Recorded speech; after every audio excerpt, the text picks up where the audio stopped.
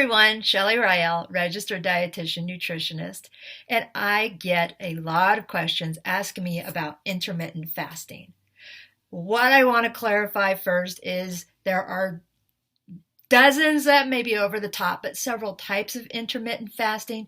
So first I want to understand what exactly you're asking when you ask about intermittent fasting. There are cases where we call it the 5-2. There's the 6-1-1. That would be eating regular, so to speak, 5 days a week with 2 non-consecutive days being a so-called fasting days, when in fact it's not truly fasting, it's just a lot lower calories. Same idea with the 6-1, 6 days of normal eating and 1 day where there's a fasting day, and again, lower calorie. The other types of intermittent fasting that people refer to is what we call a 16-8 or an 18-6, and that's referring to hours in a day.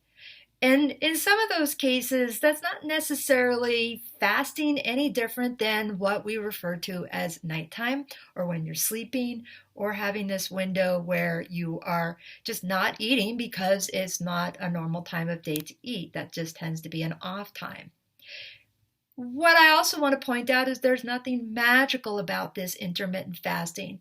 If we reduce the window of time in which we are allowed to eat, and I'm doing a lot of quotes here, allowed to eat, there's less opportunity to overeat. However, I want to specify this.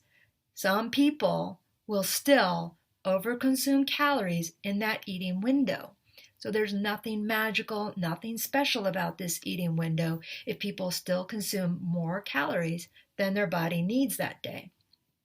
And that's just one of these things. It's what I refer to as a behavior modification. If you choose to stop eating at a certain time, whatever that time may be, there's nothing magical about the time of day people stop eating or introducing their first meal of the day. There's nothing other than, again, reducing the eating opportunity.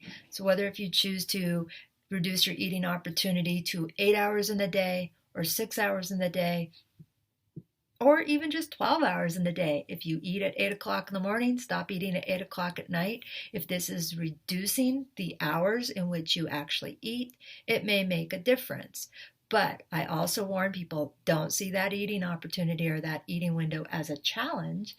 Some people have that mindset where they have to eat as much as they can during that window, and that will completely backfire. Keep in mind this, reducing those eating opportunities or that eating window reduces the opportunity to consume more calories. That really is all it is.